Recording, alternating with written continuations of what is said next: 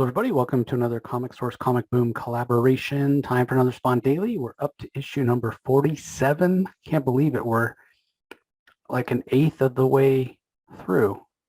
It's really crazy to think about how much we've read already. Just a reminder what we're doing. It's the 30th anniversary of Image Comics, which means it's the 30th anniversary of Spawn. So we are attempting to read the entirety of the Todd McFarlane Spawn series, which holds the record for the longest creator-owned book in terms of continuously being published. The other aspect of this is Todd is trying to start up a shared superhero universe sort of based on Spawn, and he wants it to grow organically, and he wants it to grow with characters that are not just Spawn related, not just tangentially related to Spawn, but eventually have characters that have nothing to do with Spawn that will grow out of these other titles that he started last year. The Scorched, which is a Spawn team-up book, King Spawn and Gunslinger Spawn. So I want to be able to read those, but I've never read the entirety of Spawn. And although I am reading them, I feel like I'm not getting as much out of them as I would if I was more versed in the history of Spawn. And it's a series I've always wanted to read. And what Rocky and I have found since we've gone back and started reading these, is that they really do hold up. They're really quite good. Spawn gets a bad rap, I think, because McFarlane is more known as an artist. But I think he's doing a fantastic job of really giving us a meaty story. I mean, not every issue is perfect. There certainly are some ups and downs, and there's some flaws, some plot holes here and there, but you could say that about just about any book, right? So I think that overall it's really good and it's really holding up, and I'm quite enjoying it. So let's go ahead and dive in. Let me share my screen. We'll talk about the latest issue. As I said, issue 47.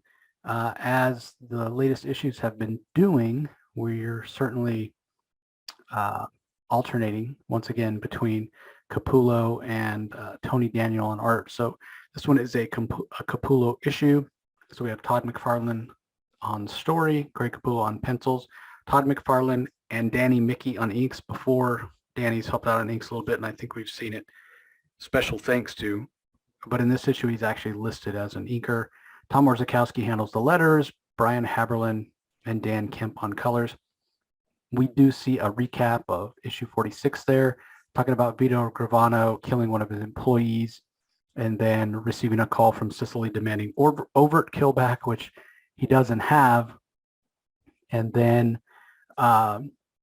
Tremor shows up, and Gravano's plan is to give Sicily Tremor, basically. And when Tremor shows up to kill Gravano, to get revenge for everything he's done, Gravano basically tells Tremor that his brother's still alive, that he never actually killed him, and that prevents Tremor from taking Gravano out, although he still desires to. Tremor goes looking for Spawn to see if Spawn will help out against Gravano. Meanwhile, Wanda's working on getting her hospital built, and Terry is getting really sick. He caught whatever sickness that Wanda had, apparently, but he's got it a lot worse, or maybe there's something else going on more than he might have thought. So at the end of last issue, we saw, as Tremor was trying to get Spawn's help, he had brought somebody, one of Gravano's men, with him, and that guy basically gave some names to get Spawn interested. That's the leverage Tremor thinks he has to get Spawn to help. So he names off Wanda Blake, Terry Fitzgerald, Cyan Fitzgerald, and Jason Winn. And so Spawn is like, well, what else do you know? And because that's how that issue ends. So this one starts and Spawn's asking, okay, what else do you know? And apparently that guy didn't know anything else. All he knew was names. And so that wasn't enough for Spawn. He's like, well, this guy Vinny just knows some names. That doesn't mean anything. So Spawn tells Tremor, I'm not helping you out at all until, I get more information. So the only thing Vinny knew was that these people the names that he knew were people that Gravano had been surveilling. So Tremor goes out to look for the guy who's been in charge of the surveillance. His name's Billy Scambino. So as this issue kicks off, we see that Tremor shows up dragging Billy Scambino by the leg, saying, okay, here's the guy that you wanted. Get your answers and then give me your answer. Are you going to help me take out Vito Gravano? Because everybody knows where you can be found here in this alley, and the mafia's got an army of goons, and they'll come in here and they'll clog this alley up, and you wouldn't even have a chance. So you going to help me or what?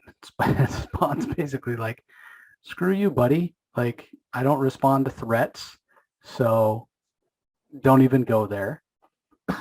And Tremor, he's just impatient. He wants his revenge for what Gravano did to him and turning him into this monster, and for Gravano taking out his family. He says, you got to understand that I need to get my revenge and I need your help. And so get the answers you need and let's go. So Spawn basically interrogates Vinny, and Vinny says, well, I don't know anything about Jason Winn, but I know that the other three were, we were told to put them under surveillance. And at one point he thought that Terry was you, that Terry was Spawn. That turns out not to be the case, but that's all I know. And Spawn's like, well, what about Jason Winn? Is that who's giving him information? He's like, I don't know. And Tremor's done. His patience is gone. So he tosses Billy into a dumpster, and he says, okay, can I count on your help or what? Are you going to help me? Gravano has my brother. Are you going to help me? And Spawn says, okay, for tonight, and only for tonight, I will agree to help you. So what that means in the long run, I guess we'll have to wait and see. So meanwhile, the Violator in his clown persona is meeting with Jason Winn in the back of a limo, and Violator's pretty happy with how things are going, but he wants kind of an update from Jason Winn, and Winn's like, I don't really understand. Like, is there a point to all this stuff that you're having me do? Like, what is the end game here? And Violator's like, here's the point. Spawn's back. You guys probably, you and your men, you probably don't even know that. But I have powers, and I'm telling you that Spawn's back in town.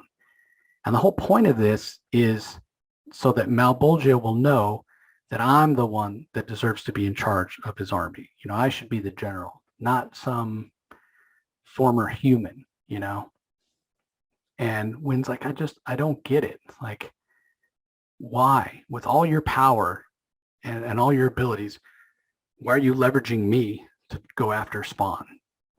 And the clown's like, man, are you dense? I just told you that Malbolgia, for whatever reason, thinks that humans are in a way better than us.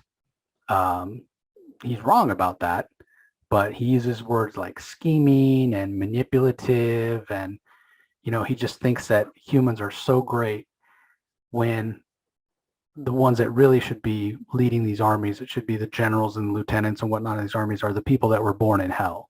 We're just as capable of using our brains and manipulating events and whatnot. And by me taking out Spawn in this way, that's how I show him. That's how I show him that. So kind of an interesting theory. Personally, I don't think it'll work. Malbolgia seems to have his mind made up. And if they've been doing this for millennia, testing hell spawns and giving, former humans power, I don't know why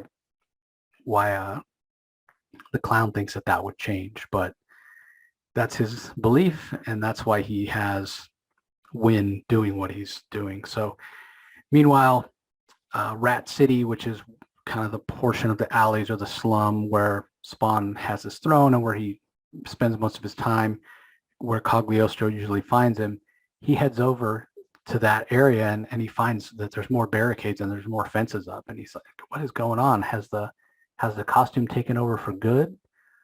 I thought that this guy might finally be the one. He might finally be the hell spawn that we were looking for, but I don't know, maybe I'm losing my perspective. And he's thinking, damn you, Malbolgia, like how many children do you need for this war? Like when can we find the one, as he calls it, maybe, kind of a matrix sort of thing, looking for somebody they can leverage for whatever the group that Cagliostro works for. We know it's not heaven. We know it's not hell. We know they're after their own interests, but they're clearly looking for somebody that they can use in a certain way. So meanwhile, at Vito Gravano's mansion, he's got a bunch of guards there, and he has this other guy that he's talking to Tremor about, saying, don't worry, we've got a bunch of guards in place. Won't anything happen to you? There's no way he can get through our perimeter. But what they didn't expect was for Tremor, I guess, to live up to his name in a way. And he comes up from underground. And he starts trashing the office and threatening Gravano and wants to know where his brother is. And Gravano's like, well, he's right here. He's right here. And what we realize is that this gunman that Gravano had been talking to is Tremor's brother. It is David, but he has lied. Gravano has lied and says that the creature that is Tremor killed David's brother. He killed Richard. And so Gravano's telling him, don't just stand there. This monster is making a mockery of your brother's memory. And, Tremor's trying to get through to him, but David's not listening. He's shooting at him. And of course, Tremor can't bring himself to hurt his brother. I mean, this is the only family, the only tie he has left. And just as David is about to pull the trigger on Tremor, we take a peek outside and see that Spawn's arrived on the scene. Of course, it doesn't take him too long before he takes out the guards. But while he's doing that, David is just unloading on Tremor. And again, Tremor not fighting back. So, you can imagine the angst and the pain, that both physical and emotional, that Tremor's feeling. He finally sees his brother. He finally finds out his brother's alive. Gravano wasn't lying about it, but his brother is literally killing him. So it's not a great place to be. And right about the time that David's about to blow Tremor's head off, Spawn shows up with his own gun and tells him to drop it, which is a great scene. It's very Dirty Harry and a great rendering from Capullo. So David listens, he drops the gun, and Gravano's like, you're making a big mistake. You have a death wish. What are you doing here? And Spawn's not having any of it. He's like, do us both a favor. Shut up. I don't like people trying to kill my associates. We're hounding innocent people. I told you before, you've been warned, stay away from my people. And Gravano's like, well, I don't know what you're talking about. He's like, don't play stupid. You're not listening, right? I told you, stay away from Wanda Blake and her family, or I'd be back. And Gravano's trying to act all tough. Oh, you don't scare me. And I love Spawn's response. He's like, then you're a very stupid man, Gravano. And honestly, I don't know why Spawn just doesn't kill him. It comes back to that at this point. Like, he didn't kill Jason Winn when he had the chance. Here's a chance for him to take out Gravano. Just do it. Just kill him. He's a bad guy. But instead, Spawn threatens him. He says, look, I know a bunch of stuff that your Sicilian cousins wouldn't want to know about. Remember? So do what I'm telling you. So meanwhile, you got to keep in mind, Spawn has no idea who this other guy is that was holding a gun to Tremor's head. He doesn't know it's Tremor's brother. So he's got him there, literal foot on his head, and he's kind of breaking some bones, and he's not treating David with kid gloves at all. And Tremor's like, stop, what are you doing? And he kind of freaks out, and he yells at Spawn. He's like, I said stop, that's my brother. You're supposed to help me find him, not kill him. And Spawn says, I never said that. I said I would help you take out Vito and his men. And that's what I did. And when I see somebody standing over somebody else with a gun and there's bloody bodies everywhere, it's pretty easy to figure out who the bad guy is. And so he actually blows David's leg off. And then Spawn says, look, Tremor, if you got a problem with the way I do things, then don't come and ask for my help. But if you want your brother to live, I've crippled one leg. You better get him to the hospital pretty fast. So Al is not exactly the most stable guy right now. He's going through a lot. He's been through a lot. He doesn't know whether he's coming or going. He's being pulled in all these different directions. And when his temper goes, it goes. I get it, right? David's not believing it, even though Tremor was trying to tell him things that only his brother would know, that only Richard would know. David wasn't buying it. But I don't know. Like, guy's kind of helpless at that point, and Spawn blows his leg off. So pretty brutal. And of course, Gravano's like, you're going to take this guy? What do you think you're going to rehabilitate him? He's always been one of us. That's why I kept him around. And Tremor even wants to kill Gravano. And this is where the inconsistency comes, right? He's like, no, we don't. Spawn's like, we don't have time for that. We got to help your brother. You only have to help his brother because you blew his leg off. If you would have just had a little bit of patience, and again, why are you protecting Gravano? Now you're protecting Gravano because you don't have time. You have to go help help Tremor's brother. You're not there for the brother. You're there to take out Gravano or protect him from Gravano. You know how you can protect Tremor from Gravano for good? By taking him out. So I don't know. It's a little wonky. I mean, I still enjoy it, but I just wish I understood a little better why Spawn is so reluctant to take Gravano out. But anyway, Spawn says, basically we're leaving. And Gravano's like, you're not going anywhere. I got this whole compound is covered with guards. You're not going to get 10 feet, and Spawn's like, really? Why don't you take a look out the window? And out the window, you see all the men that Spawn took out on his way into the compound, all piled up. So yeah, it's not really going to be too tough for Spawn and Tremor to leave with David. So in the long run, will David believe that Tremor is his brother Richard? Will he not? Does it really matter? Why did he not take out Gravano? Just not really sure. As far as the other things going on, so we didn't really check in with Wanda or Terry this issue, but we did check in obviously with Violator or the Clown and Jason Winn. We know what's going on there. Obviously heavily focused in this issue on Gravano. Didn't check in too much on the whole concept of Spawn's costume taking over either. It is mentioned by Cagliostro, and Cagliostro doesn't actually have a conversation with Spawn, but we do get some thoughts from Cagliostro of what's going on. So I did feel like it was a well-paced story. It had some fantastic images.